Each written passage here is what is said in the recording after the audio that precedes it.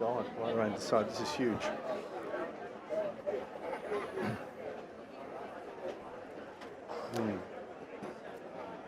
Well, welcome, ladies and gentlemen. Thank you very much for joining us here on this beautiful afternoon. And we're here for a session on a carbon-free future, featuring Tim Flannery and Ross Garnaut. Yes.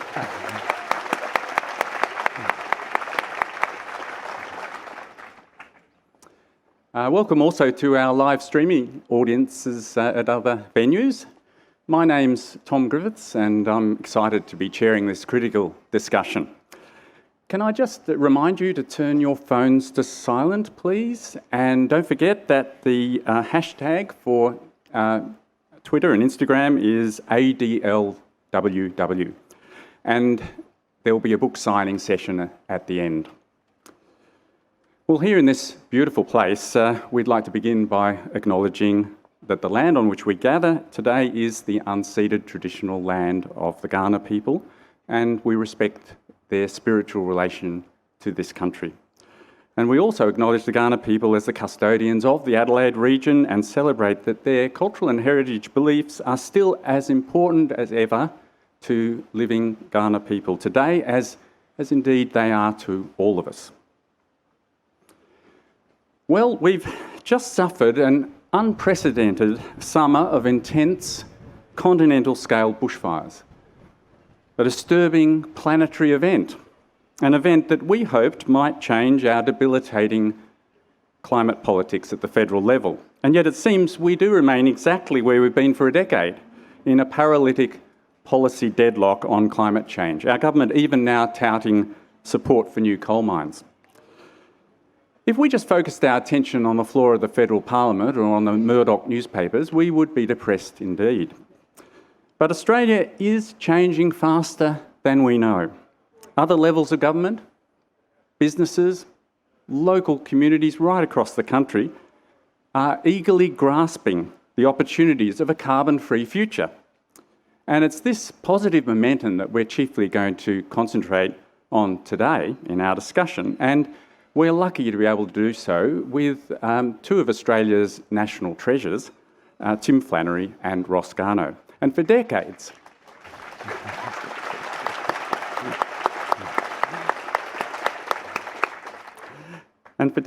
as you know, Tim and Ross have been conspicuously civilised contributors to a public debate that has proved notoriously difficult for Australians.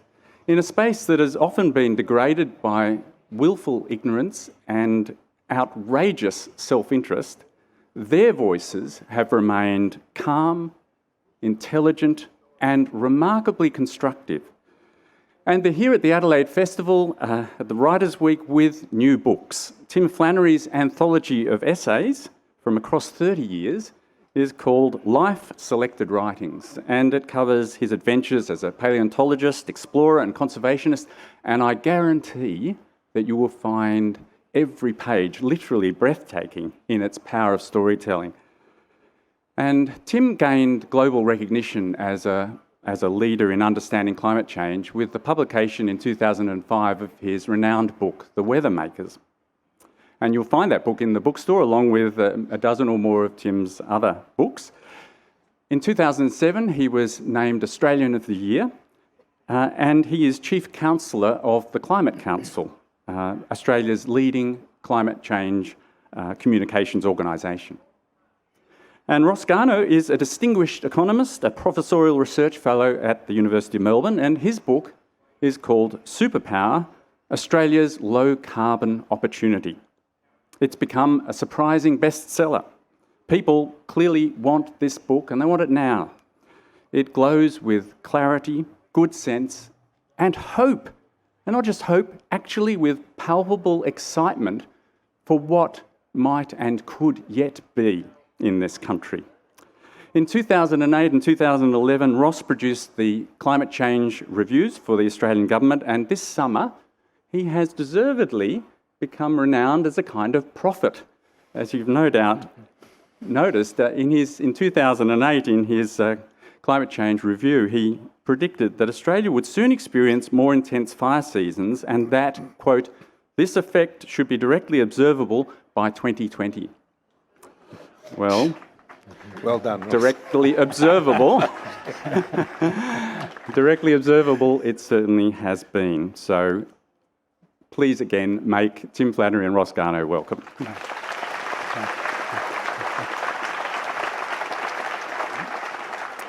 Well, can we begin with you, Tim? Your new book, Life Selected Writings. It's a kaleidoscope of your many and varied interests over 3 decades, what I see as your insatiable curiosity, really. And it includes death-defying tales of exploration in Australia and Papua New Guinea, Indonesia, the Pacific, Europe, America. There are ripping yarns, there are profound meditations on history, science and literature. And all through it is a thread of your growing interest and sense of urgency about climate change. And I wonder if you could recall those years and talk a little bit about how climate change forced itself upon your consciousness. Yeah, look, it's, you know, for a long time it was a slow burn for me. I was a field biologist in New Guinea, and I was climbing high mountains all the time because that's where the interesting fauna and flora is, right up high. And I remember going to one mountaintop after the other and seeing that the tree line was slowly rising. And you could tell that because there was dead tussock grass under young saplings. And, you know, I thought that's a curious thing. And at first I thought perhaps it's due to people not burning so much at high elevation, or there's some other factor. But once I realised it was universal, I thought, no, there's something in this. And I slowly, in the early 80s, became aware of climate change as being one of the possible options to explain it. And, you know, I followed the science in a kind of lackadaisical way, really, for quite a while. But then I came here to Adelaide, and I was director of the museum in 1999. In 2001, Mike Rann was elected as Premier, and he asked me to look into a couple of issues for the state and to chair some committees for him. And I said, yes, I'm happy to do it. But one of the things he wanted me to look at was environmental impacts. So I said, great, but I'll need 2 months off to just read the journals because we don't know where the threats are. You know, is it genetically modified crops? Is that a big issue? Is radiation and nuclear power a big threat? You know, is it climate change? And it didn't take me long to realise that climate change was the big issue, and that even though I'm a trained scientist, I'd underestimated the impact of what was happening at that point. So it was then, I remember I was having a shower one morning here in North Adelaide, and it was about 30 degrees outside already, summer, and I just thought, this is the most immoral shower I have ever had. You know, the electricity used to heat the water is being created up at Port Augusta Northern Power Plant, drawn down the electricity line with great losses, you know, and here I am with hot enough outside to use solar hot water to do it, you know, to heat it. So at that point, I thought, no, I've got to write the book. And I just wrote the book, I guess, that I wished I'd had earlier, explaining what climate change science was all about. And the book took off, right? It's a global bestseller, really. What was that? Did you feel climate change kind of hijacked your career? It hijacked my life. Yeah. I did. It was, yes, because the book, it sold 1 million copies in 22 languages, and I was travelling the world for quite a while. I was asked to chair the Copenhagen Climate Council after that in the lead up to the Copenhagen meeting that we hoped was going to produce a deal. I was made Australian of the Year, you know, in 2007, again, which hijacks your life. It's not just 1 year, it has a big impact. So yeah, it did, in a way. I don't regret it. I wish I'd been more effective. I wish I could have been more effective. You know, and I must say I think about that increasingly, that if we'd been able to act 20 years ago, what an easy journey we would have had towards this carbon-free future. Yes. And how hard and how difficult it is now that we've left it so late. And you were on the Climate Commission, and you got a phone call from Prime Minister Abbott? That's right. I was Climate Commissioner, Australia's first and one and only Climate Commissioner. And it was a fabulous job. It was wonderful because I got to meet so many different Australians and see so much of our industry and our government and our communities. But then when the Abbott government was elected, their very first act was to abolish us and abolish our website. We had to accept it, but I wasn't willing to give up at that point. So we thought we'd try to crowdfund ourselves back into existence, and we were planning on a budget of $20,000 for the year and kind of not doing very much. But the response from the Australian public was enormous, and the Climate Council was created. All of the climate commissioners, bar one, came on as councillors. And today, we run an organisation that has 4 times as many staff as the original government commission had, and doing a great job. So thank you if you are a contributor to that. Thanks. Thank you, Tim. And Ross, perhaps you could journey back to those times too and talk a bit about how climate change came into your consciousness, and particularly like to hear about your work on the climate change reviews of 2008, 2011 and the policy culture of that time. Yeah, I was slower at it than Tim, took longer into it, and it came on gradually. I first became aware that it was an important issue. I'm an economist, and I came from my professional life's been mainly thinking about making economies work, and I chaired the board of the International Food Policy Research Institute for a number of years. That's a Washington-based institution. It's a global institution, but headquarters in Washington. And the research of that group, the top group in the world working on issues of rural development and poverty, showed that the biggest threat to food security looking ahead was climate change and its effect on agriculture and food production in Africa and South Asia. So that's what got me into interest in the subject, interest beyond the normal interest of reading the public material.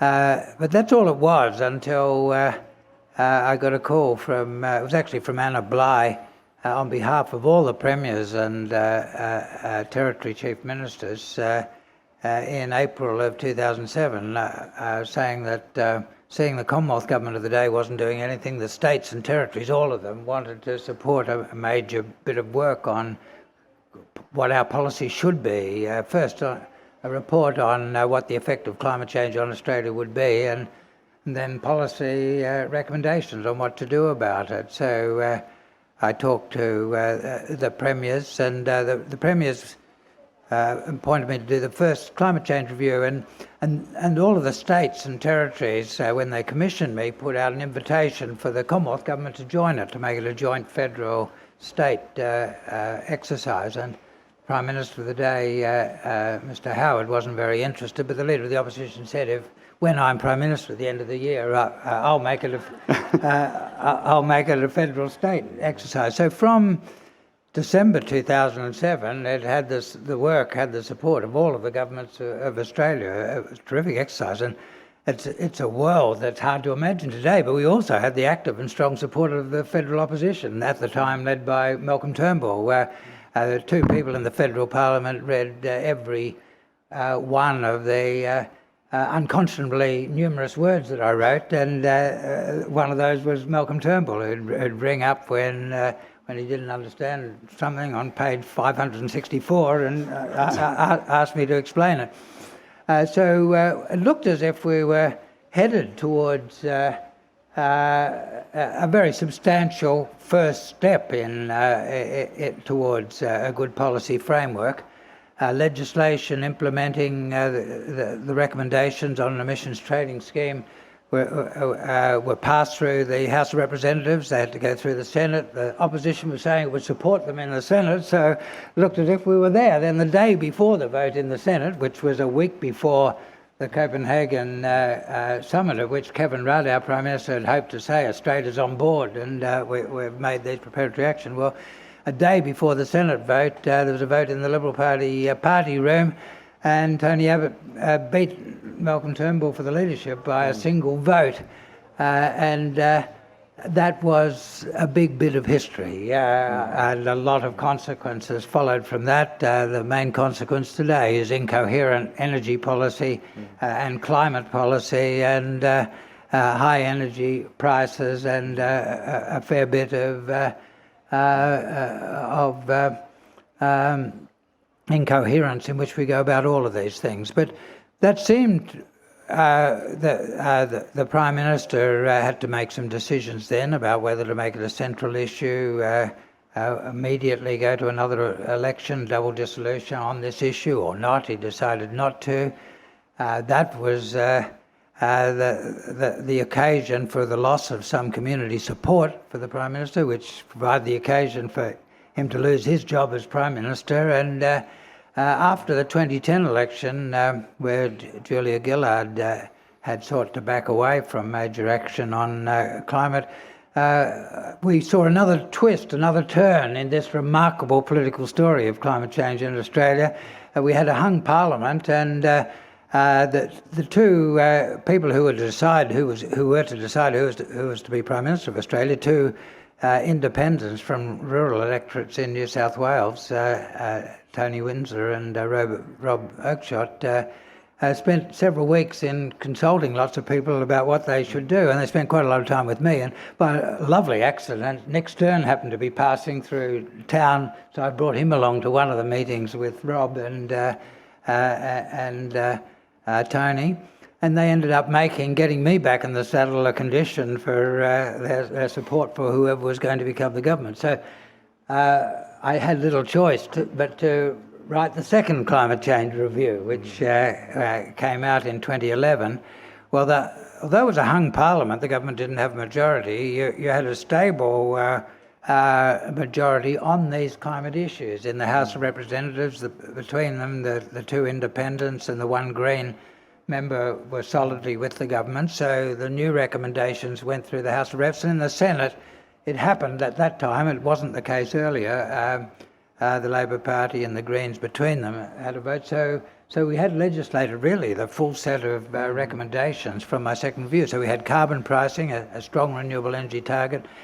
We had the establishment of the Australian Renewable Energy Agency to support innovation, the Clean Energy Finance Corporation to fund projects, the Climate Change Authority, which was a version of what Zali Steggall's trying to get back in her private members bill in the Parliament today, and the Clean Energy Regulator to make the pricing work, and all of that went through the Parliament and became law. And I naively thought that once things were working and everyone could see that lamb roasts were not going to cost $120 as Barnaby Joyce had promised, and Whyalla hadn't been wiped off the map, as it could very well be without carbon pricing, but it didn't happen with carbon pricing.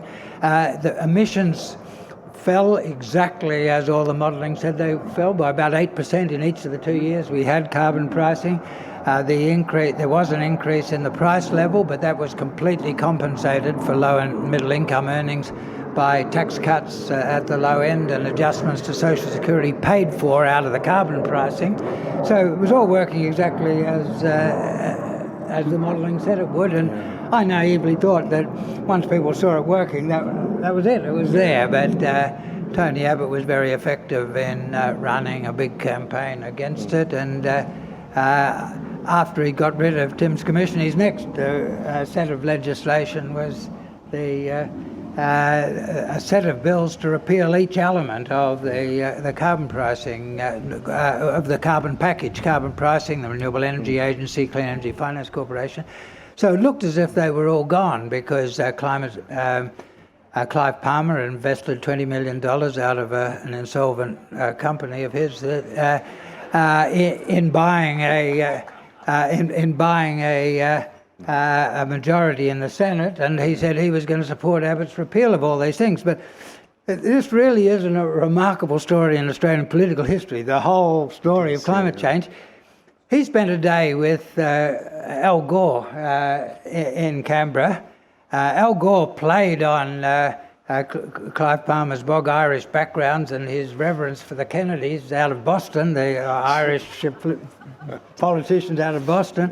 And at the end of that day, they had a joint press conference in Parliament House at which Clive said, I used to think climate change was a lot of rubbish, but now I think it's the most important issue, and I'm not going to support the repeal of any of these things.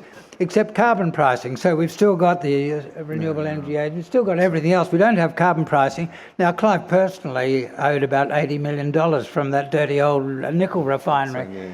So it was asking a bit too much that he'd get rid of the repeal of carbon pricing as well. But everything in which he didn't have a personal vested interest, he supported. And the consequence of that is actually quite substantial. The continuation of those other institutions has done us a fair bit of good, and it's one of the reasons why we've made some progress when we should have made a lot of progress. Do you know, Ross, you're right about it being some progress, but when I do the figures for the thing, in 2007 you were writing your report, I was working as Australian of the Year. Since then, humanity has released 1/4 of all of the greenhouse gas emissions we have ever released as a species. So, and everything we've done, the Copenhagen meeting, none of it's made a dent on that upwards trajectory. And we're now at that point where we have to cut emissions globally by about 7.5% a year, every year for the next decade. Now, no country has ever done anything like that, and yet that's the reality we face. That's the cost of our inability to change that trajectory earlier. I don't know how you feel about that, but I feel daunted by the thought of that. It is daunting, Tim, but you're wrong on one thing. You say no country has ever reduced emissions by 7.5% per annum.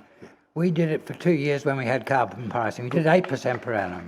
Overall, though, for the whole of the thing, or just electricity? No, for the whole economy, yeah. Really? Yep. Okay, all right. I bow to your greater expertise. If we can do it, that's great. I feel much heartened at knowing that. That is great. I'll show you the chart. Now, great. After those 2 years, we bounced right up again. Right. So that's a bit of a pity. But no, Tim's quite right to be daunted. But there's two things that should give us some hope. Some countries have done much better. The best of the performance has been in Europe, but what the Brits have done, the Germans, the French, is actually very substantial. And they are well on the way to operating zero emissions economies by the middle of the century. The big worry is that we can't afford to let the developing world live the way we did. Now that is a really sad thing, because development's a hard thing and it's a really important thing. I've spent my life working on global development, and I'll never give up the hope that the living standards of people in the villages of Africa and India will one day be as rewarding as ours. But the awful reality is they can't get rich the way we did. They will have to do it a different way. And so the big challenge is how we can find processes and mechanisms that make continued growth in living standards in poor countries consistent with climate stability. And it's the big developing countries that will have the big effects on outcomes. China, India, Indonesia especially. Well, China was for a few years a very good story. There was an international diplomatic dimension of this. Xi Jinping's discussions with Barack Obama were very important in the lead up to the Paris Agreement. China adopted a new model of economic growth from 2012, which from 2014 to 2016 actually dramatically changed the trajectory of greenhouse growth emissions. In the last couple of years, there's been a partial reversal, not a full, nowhere near a full reversal, a partial one. But we saw in that period that even the most populous country on earth, already with living standards getting towards those of developed countries, could make the adjustment. And that shows you that it's possible for all developing countries to do. Now, the international circumstances have deteriorated when you shifted from having a US president seeking to lead the global effort to one seeking to stop the global effort to stop climate change. That had its feedback into China. We won't get to where we need to go until all of the countries on Earth are all these substantial ones, and we're substantial in this context, are pulling in the same direction. But we have shown that there's a solution there when we are pulling in the same direction. Shall we celebrate for a moment? We're having this discussion in South Australia, which has been a leader in the energy transition. And I'd like us to recall September 2016, when there was a big storm and a power blackout, and the politics that ensued. Tim, can you explain what happened then? Yeah, sure. Well, there was a kind of a mini tornado, really, ripped through part of South Australia, destroyed 23 power pylons for the big interconnectors. And that had a big impact on the electricity system here. There was blackouts, as people here will well know, and almost immediately members of the federal parliament were saying, see, this is the fault of having too much wind and too much solar in the system. This is what you get if you try to go too fast with clean energy. And we were at the Climate Council, we were very quick jumping on the bandwagon, just said it was the weather, stupid. It was actually the weather, it's not the power system. But the government has a very loud megaphone, and when lies are repeated and the truth is ignored, they tend to gain traction. And I was really dismayed at the way that unfolded. And we've now seen one lie after the other, whether it's about bushfires, clean energy, emissions or whatever. The thing I don't get is that, the politicians should understand that when you start lying, all you're doing is opening the door for the next biggest liar to kick you out, right? Because the truth has no currency anymore. You can make things up. Yes. So we've addressed some of the difficulties, the way in which this conundrum has developed, and also how daunting things are, that what we have to achieve, particularly in the next decade, is immense. But both of you are incredibly positive about what may happen, and I'd like us to turn to that discussion in some detail. Ross, your book does go into that detail, and you really work through society and the economy and show us how this change is possible. So in a society where where carbon pricing is a poisoned well, as you put it and as you've explained, how do we bring about this transition rapidly? We can have a second first on the South Australian Go for issue. it. Go for it. In another world, one would have seen the destruction of 23 transmission towers by a cyclonic event in a non-cyclonic region, as an example of the problems of climate change. Well, absolutely. Absolutely. But that's not the world we live in. And so while the emergency services in this town were still trying to keep people alive, you had Barnaby Joyce and Pauline Hanson, and to my great regret, even Malcolm Turnbull, saying this is all caused by renewable energy.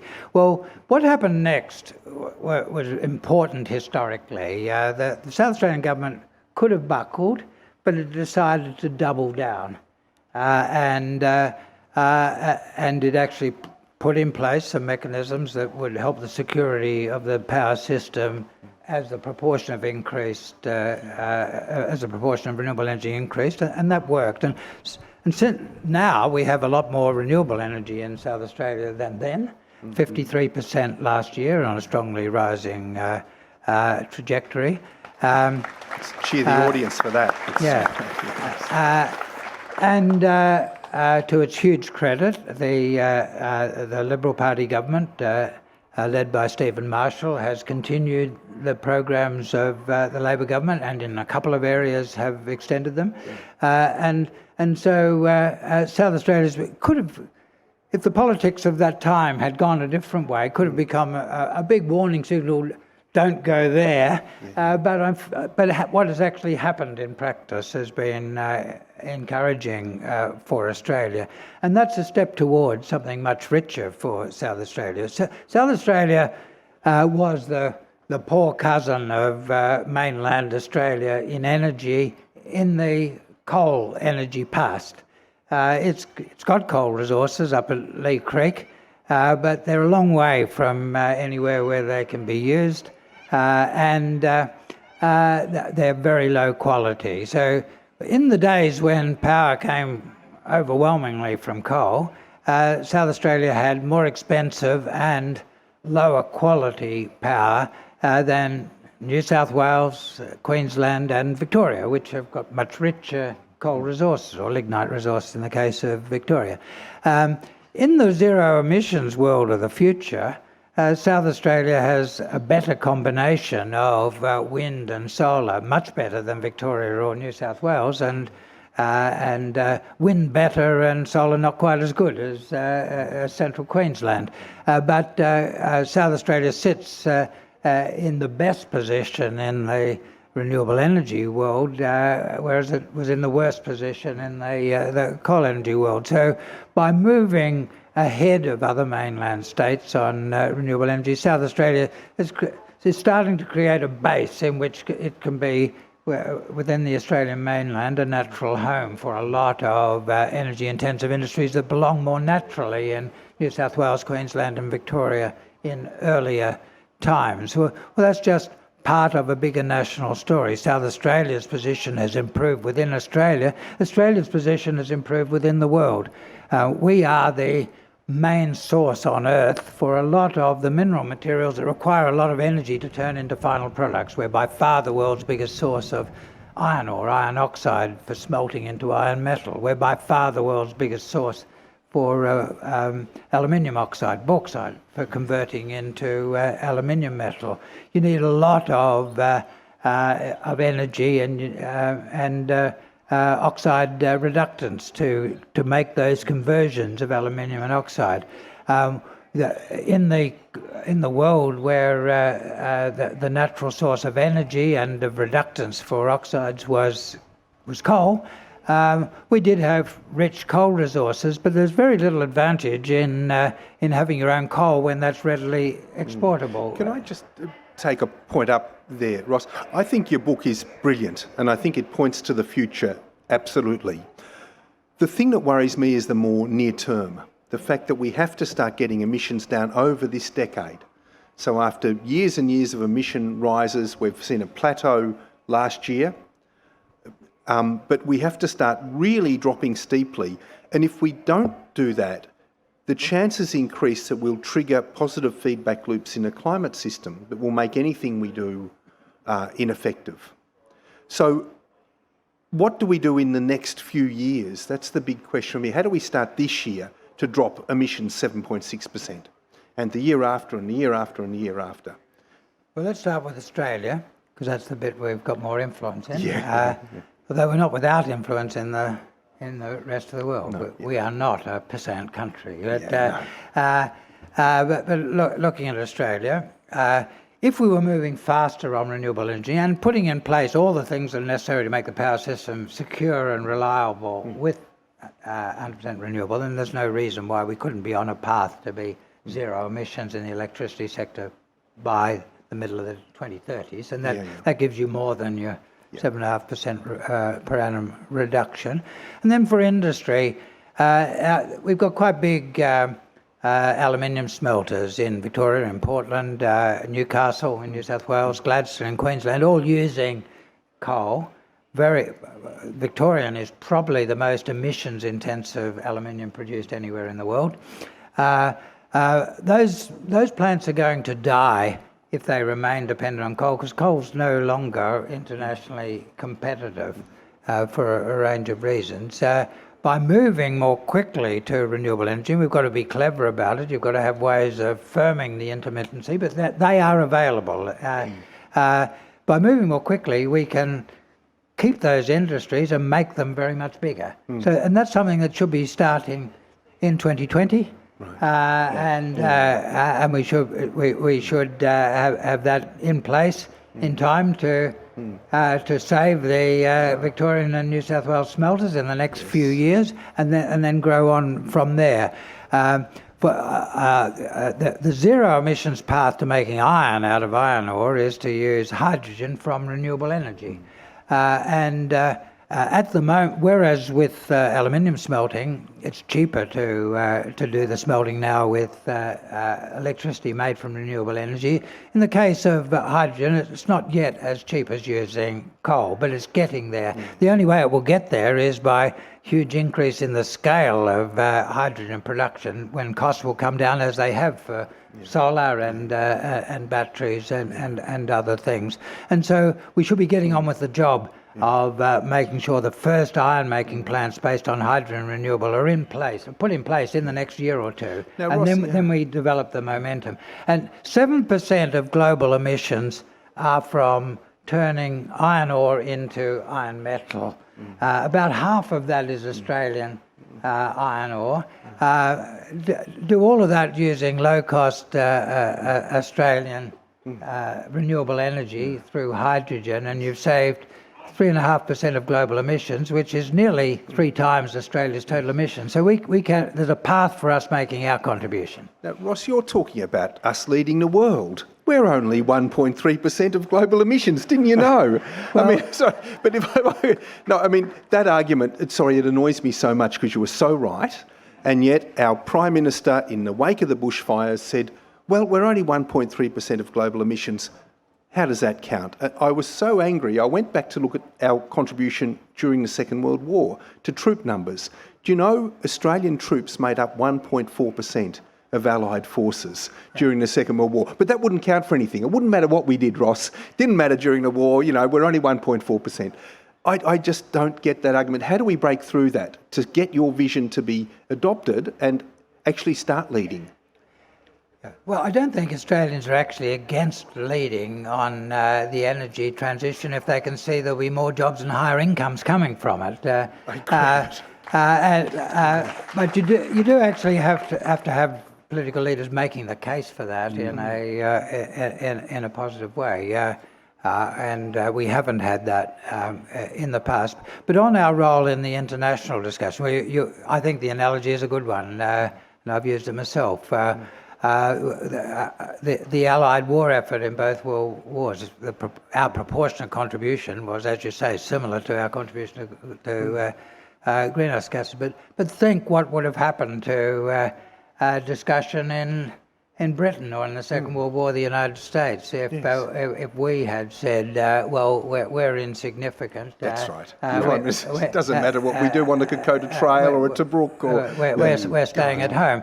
That's right. The global effort is a hard one in breaking the ice. I think it's going to become easier as we crack the hard outer shell of resistance.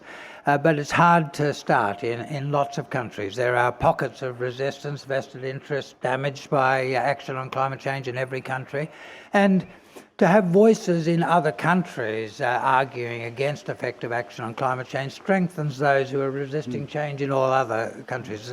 So a genuine global effort is required. I don't think Australians should underestimate the effect us moving from the side of resistors to the side of those who are actively supporting action would have. You see Australia cited in the debate in the United States on whether action should be taken on climate change more than other countries, because those who don't want action can point to one other country that agrees with them. Apart from Saudi Arabia, of course, and the other kind of... Hard to get a lot of traction saying your support is Saudi Arabia in the US today, I've learned so much from both of you about how important the opportunities are for management of land and vegetation and soils and so on in terms of this transition. And also, Tim, the oceans. You've written a book... a few years ago. It's in the bookstore on sunlight and seaweed. There's a great essay on kelp in your collection here. Can you say a word about seaweed farming? Sure. Well, look, I should just preface it by saying that after the failure of the Copenhagen meeting, it was pretty clear to me that we weren't going to embark on sufficient emissions reductions to come down below 2 degrees of warming, the safety rail, without the use of some drawdown technology, without getting gas out of the air. And, the scale of the necessity to do that's so enormous. At the moment we put up about 55 gigatons of CO2 equivalent or greenhouse gases into the atmosphere every year as a species. if you wanted to take just 5 gigatons out, how many trees would you need to plant? You'd need to cover the lower 48 states of the USA in rapidly growing forest to average 5 gigatons a year over a century. Right, so the numbers are huge. So when you come to drawdown, we've got to look at, there's only 3 or 4 scalable options. One of them is seaweed. And the great thing about seaweed is it's one of the fastest growing plants on the planet. In the oceans, we don't have competition with other uses. And once the seaweed, the carbon in the seaweed is sunk down a kilometre, it's effectively out of the climate system for centuries or millennia. So we can capture carbon rapidly and we can sequester it securely. So compared with on land, where you've got trees, it's a good thing to do, excellent thing to do to plant trees, but we have to recognise that the carbon isn't stored securely there. So the bushfires in Australia taught us that. It'll take 40 years to regain all that carbon, that we lost in the fires. So we need to look at really effective and scalable means of drawdown, and we've barely begun that. But beyond that, I really think there is a need to look at geoengineering as well, because the ice caps are now at a crisis point. We're seeing massive melt in Greenland and the Antarctic Peninsula. One way of protecting those ice caps is by using sulphur in jet fuels for flights passing over the ice caps. We've barely begun to think about that. There's no modelling that we have available to assess the impacts, and yet we can see the urgent need. So for me, it's a threefold thing. One, cut emissions as hard and fast as we can. Secondly, start investigating now the drawdown technologies that are going to be scalable and that might buy us some time. And thirdly, start looking at the really short-term future in terms of geoengineering solutions that might preserve some of the assets that the climate system cannot afford to lose. Thank you. I think we should be using every opportunity we've got, and the sea carbon's a very important part of that. And the point's an important one, that the most efficient mechanisms we know on Earth for converting a combination of sunlight and carbon dioxide into a captured hydrocarbon are sea plants, algae and seaweeds, more productive than blue gums or sugarcane. But let's not knock the opportunity in land-based carbon. You said we'll have to drag back 5 gigatons a year for a number of years. Well, we don't have to drag them all back into plants. Plants and soils together can make a very big contribution. One fact that I came upon late, but I cited in the book Superpower, is that in the top 2 metres of soil on Earth, there's much more carbon than in the whole of the atmosphere, plus the whole of the biosphere, all living things, these trees and this grass and you and me. And that means you only have to increase the carbon in soils moderately year by year, and you have a very big leverage over the amount in the atmosphere. So it's potentially very important. The United States National Academy of Sciences last year conducted a big study, again I cited in Superpower, of the potential of what they call natural climate solutions, dragging carbon from the atmosphere into soils and to biomass. And they concluded that there was a capacity globally for 5 gigatons a year, about a gigaton in the United States and 4 gigatons elsewhere. My very crude calculations suggest that our opportunity is as big as the United States, partly because, well, we've got similar landmass to continental United States, and less of our landmass directly competes with agriculture and other human uses. So, but the soil carbon potential is very large. Let's make good use of the opportunities in the oceans. They are very large, but the soil and the biomass opportunities are also large, and also the source of great opportunity. Biomass can do some things that the others can't. Well, potentially the marine plant growth is of course biomass, but it's often rather hard to harvest there. But we're going to need biomass as a base for our petrochemical and chemical industries, where we currently use coal, gas and oil. And we can do it through biomass. Leading manufacturers in Europe and Japan in particular are already doing that. That will mean you'll have zero emission sources of plastics and petrochemicals. Australia has a huge advantage in this area simply because we've got so much land per person. And that's going to be another source of economic advantage in future. It's not going to be only the renewable energy, but our opportunity for capturing carbon in the landscape and for growing biomass as a base for a range of industries. I think I respectfully disagree slightly, Ross, with that, just because we can capture carbon using plants on land, clearly. We can store some of the carbon in the soil, but the carbon in the soil is very variable in terms of how long it stays there. Biochar stays there a long time, but the more organic matters is very volatile. And just like forests can burn, forests can be destroyed by a drought or by insects or whatever, and the carbon can return to the atmosphere. The thing about the oceans is they are 500 times larger than the atmosphere. So you could take half of the carbon in the atmosphere, put it into the deep ocean, and you would increase the concentration of CO2 in the deep ocean by just 2%.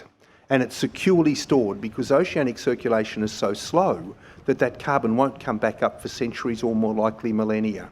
And you have to actually throw the carbon away. You can't use it for anything because it'll just escape to the atmosphere again. You actually have to put it somewhere where it won't get out. So in the rocks or in the deep ocean. So in the longer term, when we come to the many gigatons I think we'll need in future, I think it's fantastic to plant trees. It's wonderful to increase soil carbon, but I don't think it's going to give us the scalability we need over the longer term and the security of storage. Thank you. We're going to go to questions in just a minute or two. So very quickly, from both of you, what are your hopes about what's happening in the Parliament right at the moment?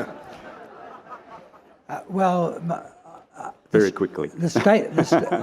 The state parliaments of Australia are in pretty good shape. All are committed to zero emissions by 2050. That's not quite good enough, but let's start making progress towards that and show we can do it and show we can be prosperous and do it, and then we can become more ambitious. So let's not get too cynical about our political system. The state political systems are delivering, and including the three states governed by coalition governments at the moment, South Australia, New South Wales and Tasmania.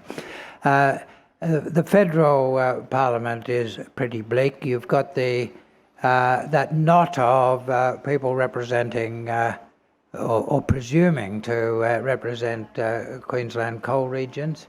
My hope there is that the opportunities in those regions are even greater for jobs and incomes growth and prosperity in the zero emissions future in the best sun country in Eastern Australia than they were in the coal country of the past. As that gradually becomes evident, and I hope my book Superpower, which ends with a couple of pages about central Queensland, exactly those places, as that becomes more evident, I think that those people who are misleading the coal communities of Queensland about their future will be undermined. There will be realisation that the jobs in the new economy are sustainable, jobs in the coal economy are temporary. Thank you. Tim. Look, you mentioned Zali Steggall's bill, Ross, and I think that's a key to us in the longer term, getting to where we need to go. I think the state governments are doing their thing, are doing what is necessary, but I struggle to see how we're going to make the deep emissions cuts over in a continuing way without some coherent government policy, overarching federal policy. And my hope in a way is with the moderates in the Liberal Party for this at the federal level and with independents. And maybe together they can force the people that Malcolm Turnbull called the terrorists, who always want to blow the place up, and force them to back down. Because it feels to me at the moment as if there's probably 25 people in the federal parliament who are holding 25 million Australians to ransom. And we just can't continue like that. Thank you. Thank you for being so patient, our questioners. Over to our first question. Gentlemen, in the unlikely event that you found yourself in a room with Andrew Bolt and Greta Thunberg, how would you go about persuading Andrew that he's fundamentally wrong? And how would you respond to Greta? And perhaps I'm thinking particularly in regard to the idea of Australia as a superpower, that in getting there, there doesn't seem to be any consideration of the assumption of endless growth as a given, or any consideration to the current corporate business models where the levels of profit and profitability are arguably, and have been for a very long time, artificially high because corporations have not been, of course, paying for nature or for the damage that they have caused to nature really since forever. I'll just jump in quickly over the Andrew Bolt thing. There's a really easy way to get him to write how wonderful clean energy is. Pay him. Because the people who are paying him at the moment are paying him to write what he writes. So, yeah. And on Greta Thunberg, she's been an inspiration to a large number of people around the world. I actually disagree with her views on economic growth. There is no need for there to be a conflict between rising living standards and climate sustainability or environmental sustainability. We have to change the content of economic growth, and we can do it.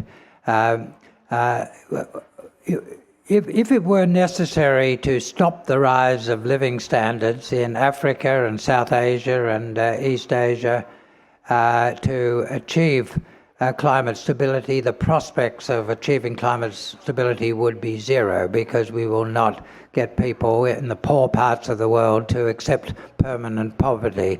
We need economic growth, we need rising living standards. The essential thing is to break the nexus between environmental degradation and economic growth.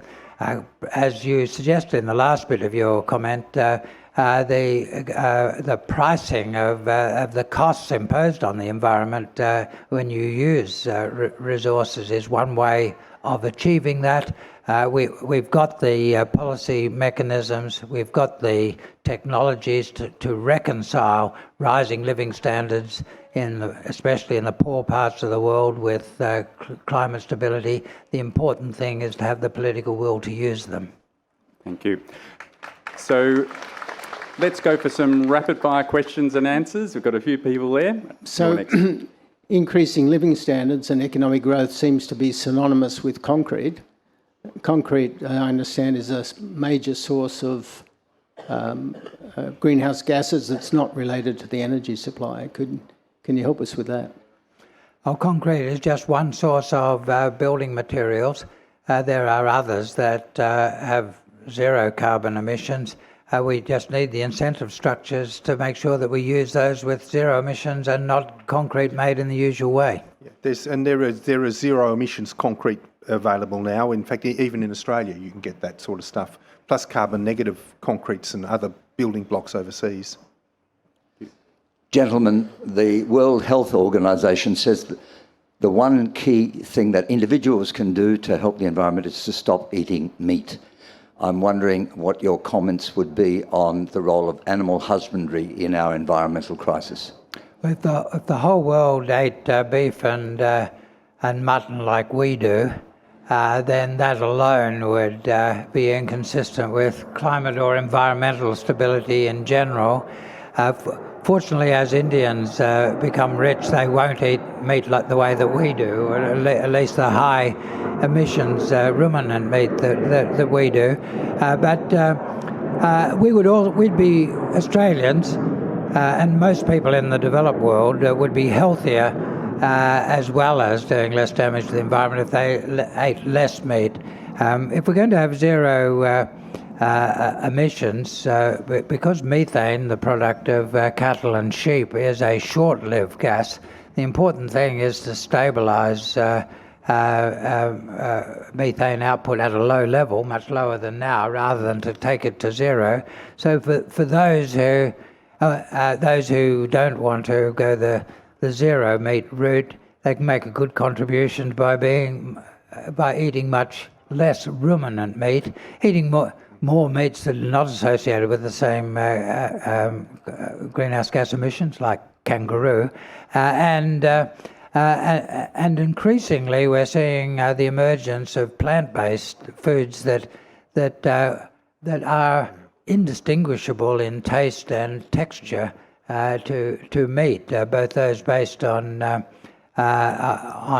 biological processes from stems and based on plants themselves. So this is one area where I'm quite hopeful that we've got a path to not being less happy with our diet, being healthier, and living in a way that's consistent with climate stability. Yeah, could I just, sorry, I want to just jump in there, just to point out that agriculture, forestry and other land use altogether represents about 25% of greenhouse gas emissions.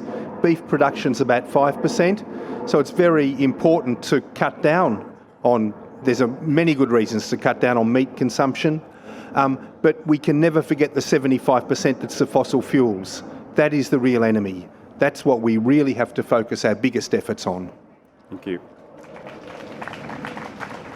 Next, please. Noticing both that China is easily the largest source of emissions and has an authoritarian government that could quickly change what it's doing, raises the question whether, if Xi Jinping could be approached and given the opportunity to place himself as the greatest leader in China, if he were to adopt appropriate climate policies, my question is, do either of you have a back channel to Xi Jinping? Sorry, over to you. Well, I've had a personal relationship with every leader of the Chinese Communist Party since 1980, except Xi Jinping. So I don't have a personal channel to see. But first, to put China being the biggest emitter in the world into perspective, if you divided China into 40 countries, each with 25 million, Australia's size, they'd have about half each of those 40 would have about half the emissions of Australia. So we're twice the emissions per person, and it's a bit of it's a fact of history that's brought this very large number of people in one country, but they actually emit half as much as we do per person. Secondly, there was a very big change in China. I date it from 2012. I talk about it in my book in 2018, China's 40 years of reform and economic development. But in the first decade of this century, China contributed a majority of the growth in greenhouse gas emissions in the world, and this was mainly due to a huge increase in consumption of coal. And by the end of that time, China accounted for nearly half the world's coal consumption, both domestically produced and a fair bit from Queensland and New South Wales. But there was a change, and that was announced in 2012. By 2014, they had changed what had been 10% per annum growth in emissions to slight reduction. Now, what China committed to in the Paris Agreement was to reach a peak and begin bringing emissions down before 2030. Well, they were doing that from 2014, and they did that for 3 years. The last couple of years, there's been a setback, complex background for that. My own view is that China, for its own reasons, will get back on a downward course. We've got to be giving them every reason we can to do that, and of course moving from Barack Obama's relation to Xi Jinping, where Obama was encouraging greater effort, to the Trump relationship, where Trump was using the opposite influence, was significant. But I don't think we need my personal relationship with Xi, which I don't have, to have some hope that China won't be the standout that stops the world from getting to where we need to go. Thank you. I suggest that the greatest effort should, as Tim Flannery said just before, the greatest effort should go into the stopping of fossil fuel emissions. You talked about the oceans, that sounded really good, about the seaweed. I'm a soil scientist, and I would suggest that there is a very limited capacity, if at all, for sequestration of carbon in soils. Sequestration of carbon in soils takes place through uptake of carbon dioxide or carbon through plants, and you have to grow more plants. You look at Australia, you need water. One of the things we're running out of is water, so it's not an easy answer. Okay. Lots of research, lots of science needed there, but I think the science is showing us there are ways that we can go forward. Amongst other things, I talk in the book a fair bit about the opportunities in semi-arid Australia, where the properties of some native Australian plants offer unusual opportunities. The Mallee, that country you've got through the Eyre Peninsula here, and then east of Port Augusta all the way through to southern New South Wales, northern Victoria. That's a plant wonderfully adapted to a fire-prone Australian environment. A fire can come through, cut off everything, and what we used to call the mallee root, which burns with such sustained heat in a winter fire, is actually the trunk of the mallee tree. It's adapted for the trunk to be underground, so that a fire can come through and it can sprout again. That means you can harvest it every few years and it will keep sprouting. Meanwhile, the mallee root, the trunk, keeps growing. In that mallee country where we spent 150 years grubbing out every last lump of carbon, it took a long time to get it out. Putting it back in will also take a long time, but it'll be an awful lot of carbon. And at the same time, we can be harvesting the biomass as a zero emissions form of energy and a base for an alternative to fossil fuels as a base for chemical industries. Now, we're really out of time, but if you can make this a very quick question, a very quick answer, we can fit it in. We saw the impact at the last election of attempts to get out of coal in Queensland and what that did to policy and what that did to the outcome of the election. My question is around the fact that in October 2018, the comparison between what happened in the Appalachians and the Ruhr Valley report was done by the CFMMEU and the University of New South Wales. But that report seems to be largely ignored, and I think that's an absolutely critical issue for us to be planning and thinking about in policy. Why is it getting so little airplay? Look, it is the critical issue, and you can almost distill it down to the truism that we either move together as a country on this issue or we're not going to move at all. And whenever I go out into those coal regions, people say to me, if we haven't got coal, we've got nothing. And, you know, the Conservative government loves that because it keeps people in a helpless situation. But there are really good models overseas for breaking that down, as that report pointed out. One of the recent advances has happened in Germany, where Germany's decided to get out of coal. They've announced what they call a coal compromise, and that involves a $7 billion payment to the coal industries over time to shut down every coal mine and every coal-fired power plant in the country, and a €42 billion investment in those communities. And you know that will mean mine site remediation, it'll mean clean energy generation and a whole lot of adaptation. But the ultimate result will be that not a single job will be lost in those regions. That's the aspiration. If we were moving together as a country in that way, we would have had a different result at the federal election, in my view. It's really essential. Now, just before I close this session, I just have to give you a reminder about what's happening next on this stage, that due to the unfortunate withdrawal from the Festival of Tommy Orange for family reasons, that the lineup for the next session has changed, and Joy Harjo will now be appearing with Ali Cobby Eckermann in conversation with Michael Williams. So that's what follows next on this stage. Well, that's been a fantastic discussion, I think, and I feel so privileged to have been able to hear on these issues from both of you, and I think we're very lucky indeed to have your leadership and guidance on this critical issue. Thank you so much, both of you. Thanks. Really.